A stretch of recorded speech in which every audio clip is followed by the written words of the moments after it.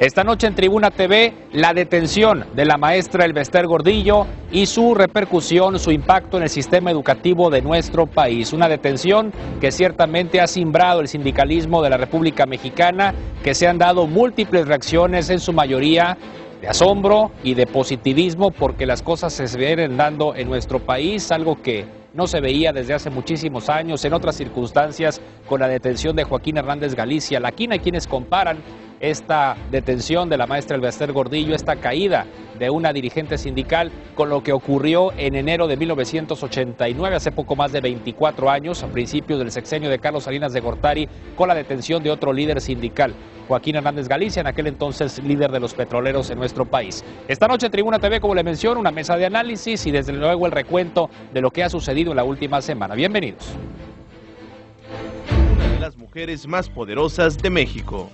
En la política, influyente sobremanera. Lideresa de uno de los sindicatos más grandes del país. Así era considerada Elbester Gordillo, quien en días pasados fue detenida y acusada de presunto desvío de fondos para uso personal procedentes de recursos sindicales. El Procurador General de la República, Jesús Murillo Caram, informó que en diciembre pasado la Secretaría de Hacienda detectó irregularidades en 2 de 80 cuentas bancarias del sindicato, por lo que se presentó la denuncia correspondiente ante la PGR. Es acusada de delincuencia organizada y operación con recursos de procedencia ilícita. Las irregularidades superan los 2,000 millones de pesos que habrían sido desviados de las cuotas que pagan los maestros a su sindicato. Se habrían empleado para el pago de cirugías, entrenamiento de pilotos, alquiler de aviones, compra de bienes inmuebles, pago de tarjetas de crédito, compras en tiendas departamentales, entre otros. De tal magnitud fue la noticia que hasta medios internacionales cubrieron el hecho. El periódico The New York Times publicó en su edición digital 5 notas sobre la captura de Gordillo.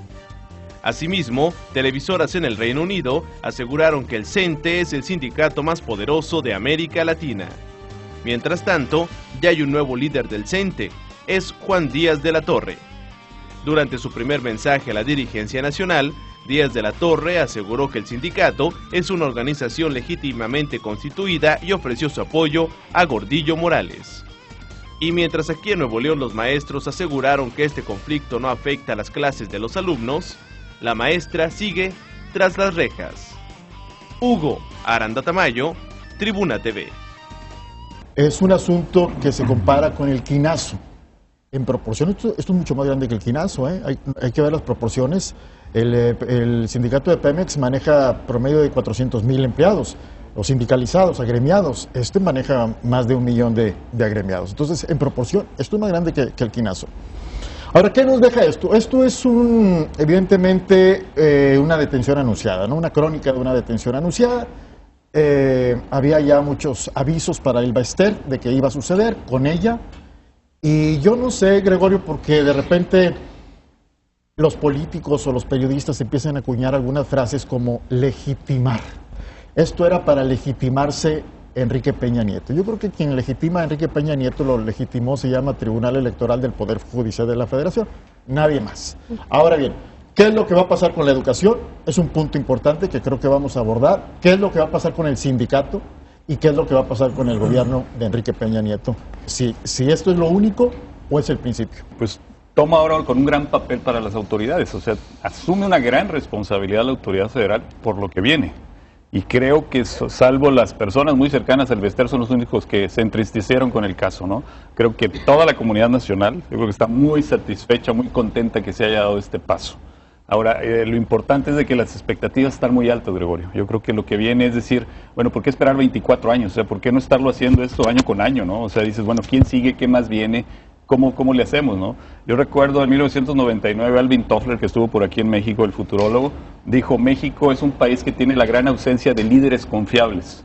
Y esta parte es otra muestra, desgraciadamente, la que nos está dando la señora en estas posiciones y sepamos de más que vienen, que eso es lo importante que queremos que vayan por ellos, ¿no? Me parece que esto debe dar pie para nuevas detenciones. O sea, hay algunas, por ejemplo, las del exgobernador de Coahuila, que inclusive son públicas, están más documentadas o tan documentadas como las de la maestra, y finalmente, pues si no cae, esto va a quedar en un golpe simplemente a la líder del sindicato, no al mal sindicalismo o a los falsos liderazgos que tenemos en este país.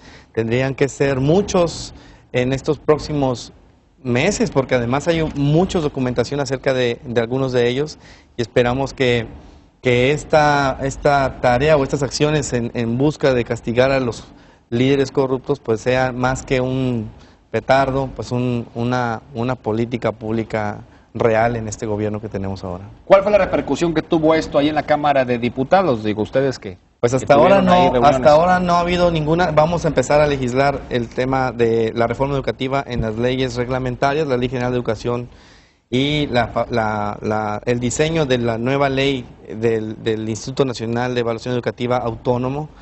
Y pues quizás esto sí permita, no sé, puede ser puede ser cualquiera de las dos cosas, que se obstaculice, que se piense que con esto ya estamos muy bien, porque se ha dado también falsas advertencias o anuncios de que ya tenemos la gran reforma educativa en México y falta mucho para eso, y que en todo caso se quede en eso, en una reforma sencilla de una evaluación obligatoria y un instituto autónomo que evalúa, pero no más allá de lo que queríamos para México. Ante tu pregunta de qué nos deja esta detención, yo diría, pues un sentimiento de esperanza, un sentimiento de deseo de que el gobierno federal continúe en la estrategia que inició para eliminar para mí una de las grandes males más importantes que tenemos en nuestro país, como es la ilegalidad, la impunidad y la corrupción. Y eso lo vemos no solamente en los sindicatos, lo vemos ya como una parte interiorizada que tenemos o que tienen un buen número de mexicanos. Ese es el primer sentimiento que me da, un deseo de que continúen en esa dirección, y no solamente el gobierno federal, sino el gobierno estatal, el gobierno federal, las empresas, las organizaciones sindicales, las organizaciones empresariales. Y el segundo sentimiento también es un deseo de que efectivamente el sistema educativo cambie, mejore. ¿Por qué? Porque para mí la educación es el gran factor de cambio positivo de las personas, comunidades, organizaciones y países. México, Nuevo León, Monterrey, cada uno de nosotros llegará tan lejos como el talento educado de la gente lo puede llevar.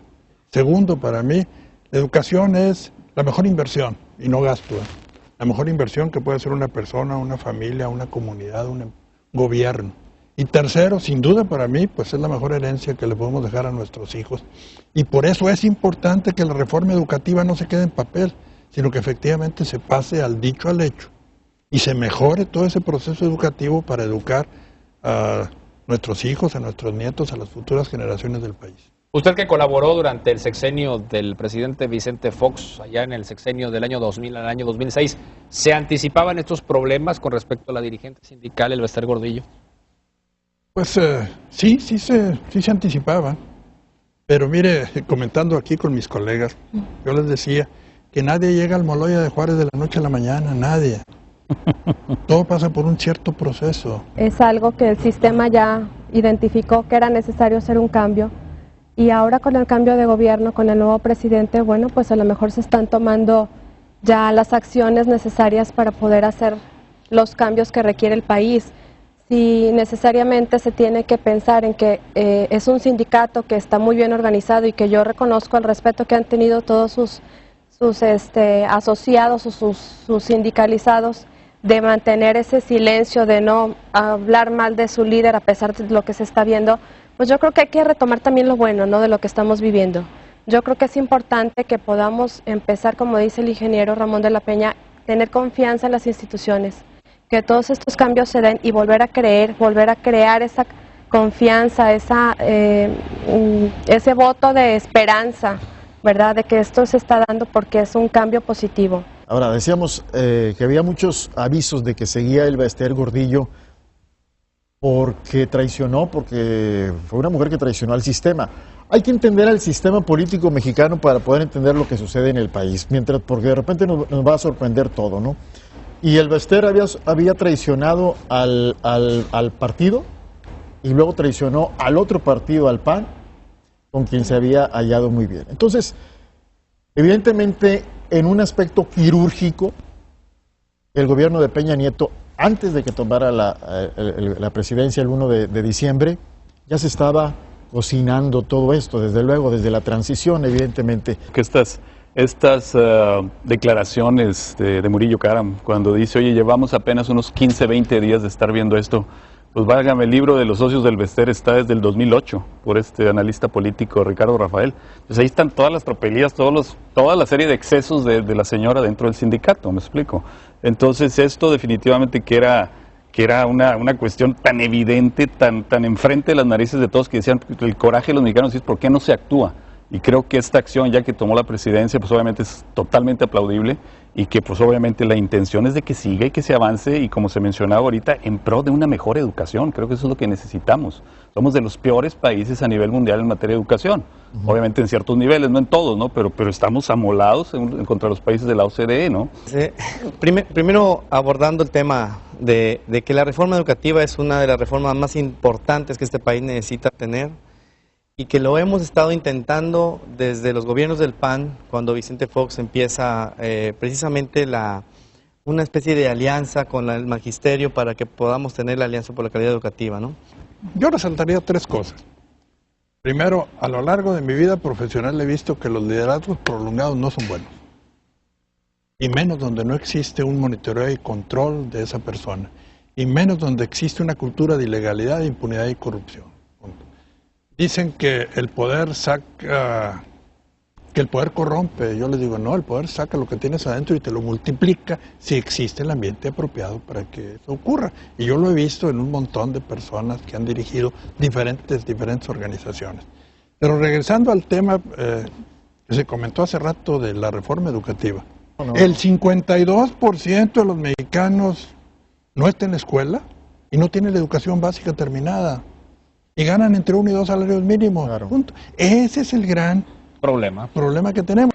Pues yo creo que esto es algo muy importante que, independientemente de que ya se identificó el motivo y las causas y el expediente, y que si se generó del sexenio pasado o si está generándose ahorita, yo creo que lo importante es ver el momento, ¿no? El momento es el que ya se está tomando acciones sobre el caso, sobre la situación, sobre todo un antecedente de sus tiempos y de sus hechos, y lo importante ahorita es ver hacia dónde vamos.